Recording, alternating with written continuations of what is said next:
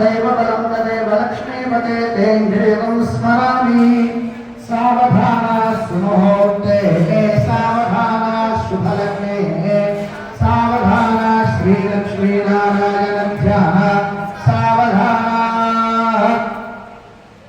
श्रीरामपत्नी जनकस्य पुत्रे सीताङ्गना सुन्दरकोमलाङ्गे भूगर्भजाता भुवनैकमाता वधूवराभ्यः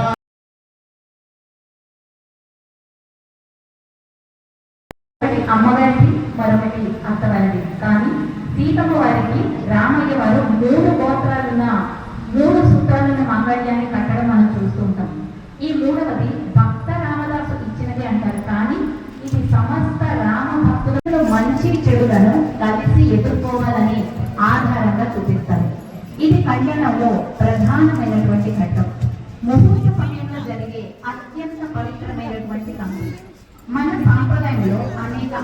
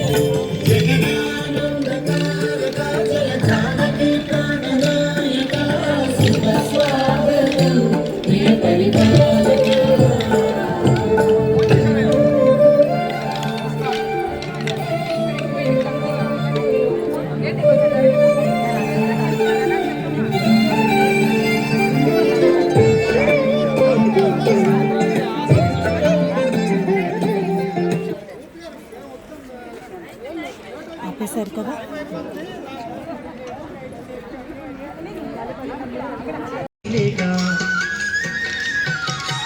అరణ్యవాసాన పదితోడ పయనమై దండకారణ్యంలో పర్ణశాల ఎందు కండ మూలాలతో ఆకలి తీర్చుకుంటూ పతి సేవలో గడిపే పరమ సాత్విక. ఎంత చల్లని వాడు రామయ్య తండ్రి, ఎంత చక్కనిదమ్మ సీతమ్మ తల్లి.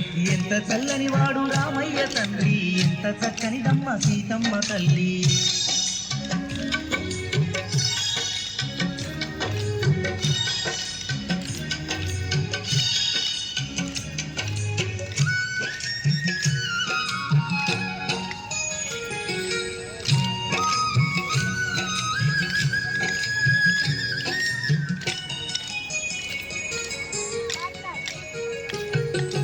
ఒక్కటే తన మాట, ఒక్కటే బాణం, ఒక్క సీతే తన ప్రాణమన్నాడు. హనుమ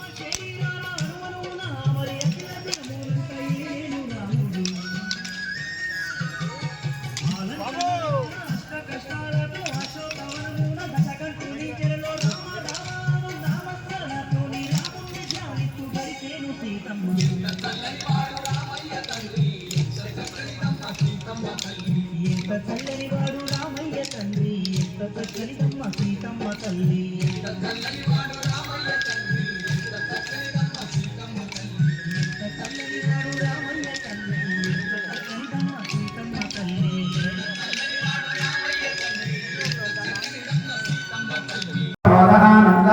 मुष्कयोर्निः कश्यपः श्रुत्वेवकामस्तरुप्यानि दक्षिणानां प्रतिग्रहे मनसश्चित्तमाभूतं वाचः सत्यमशीमहि पशूनां रूपमन्नस्य इह श्रीनाम्नि यथाहमस्यात्रभक्तप्रिये पुमानो यथा स्त्री तृप्तिर्भुंसि प्रिये प्रिया एवं भगस्य तृप्यानि यज्ञस्य काम्यः प्रियः तदानी यज्ञर्वदति तथेति वायुराहतौ हन्तेति सत्यं चन्द्रमाः आदित्यः सत्यमौलिः आपश्च सत्यमाभरणम् అందరూ చెప్పండి ప్రజామే కామః సమృద్ధ్యతాం పశవో మే కామః సమృద్ధ్యతాం విఘ్నో మే కామః సమృద్ధ్యతాం శ్రియో మే కామః సమృద్ధ్యతాం వధూవరులిద్దరూ కూడా విఘ్నో మే కామ సమృద్ధ్యతాం పశవో మే కామ సమృద్ధ్యతాం ప్రజామే కామ సమృద్ధ్యతాం మన ద్వారా మన యొక్క సంతానం మన వంశాన్ని వృద్ధి చేయాలి అదే ప్రజామే కామ సమృద్ధ్యతాం యజ్ఞమే కామ సమృద్ధ్యతాం మన ద్వారా యజ్ఞ యాగాది కర్తవ్యం నిర్వహించి ఈ లోకక్షేమం కోసం మన ఇద్దరం కలిసి యజ్ఞం చేసి ఈ యొక్క ప్రపంచ శాంతి కోసం సుభిక్షంగా ఉండడం కోసం యజ్ఞ యాగాది కర్తవ్యం చేస్తాము అని నూతన వధువులందరూ కూడా అన్యోన్యత కోసం ఈ యొక్క తలంబ్రాలు వేసుకుంటారట. అదే విధంగా తలంబ్రాలు అంటే కేవలం బియ్యం మాత్రం ఎందుకు వేసుకుంటారు? మన దగ్గర నవధాన్యాలు ఉన్నాయి కదా, చక్కగా పెసరపప్పు కందిపప్పు అన్ని వేసుకోవచ్చు కదా. రజో తమో గుణాలను 3 లోకాలను సూచిస్తాయని అర్థంగా మెడలో 3 ముళ్ళు వేస్తారు. అవే మంత్రాన్ని వేద పండితులు పఠిస్తూ ఉంటే వరుడు మధు మెడ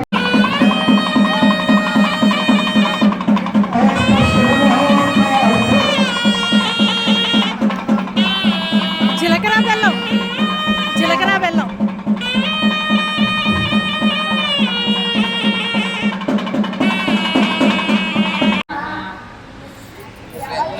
गौतमर्षमावाहयामि स्थापयामि पूजयामि यमगस्तिर्षिः अक्षतोत्रधरं देवं देवानामजपं प्रभं गर्भवानिन्द्यराजोटं महातेजस्विं भजे श्रीरेणुकासहित जमदग्निर्षमावाहयामि स्थापयामि पूजयामि वसिष्ठर्षिः शपध्यानतं ध्यान्तं कृतदैरभिभोजितम् पूजयेत् सदा श्री अरुन्धती सहित वसिष्ठर्षिमावाहयामि स्थापयामि पूजयामि भरद्वाजाय नमः श्रीला सहित भरद्वाजऋषिमावाहयामि स्थापयामि पूजयामि विश्वामित्रर्षिः कृष्णाजनधरं देवं सदन्नपरिधानकं तद्भवानिन्द्यराजोषं विश्वामित्रं सनातनं श्रीकुमुद्वती सहित विश्वामित्रऋषिमावाहयामि स्थापयामि पूजयामि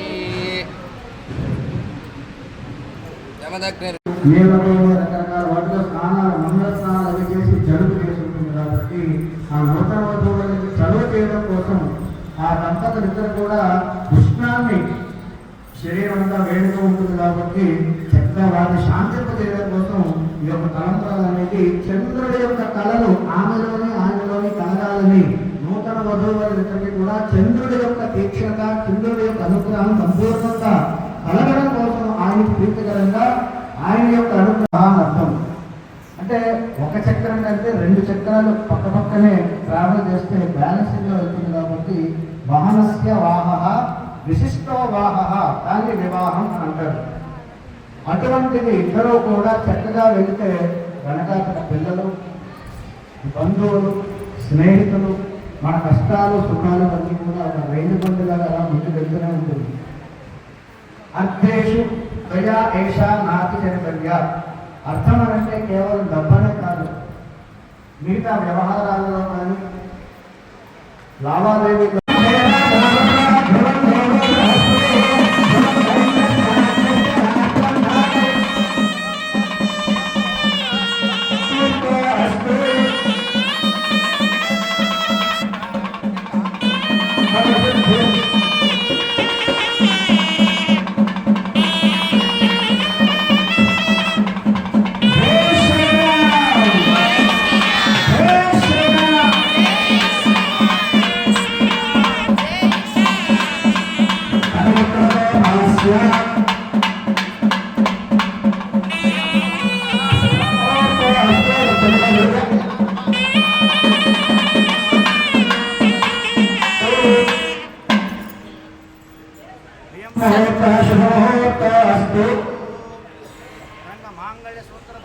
పూజాం కరిష్యే కూర్చో అయ్యా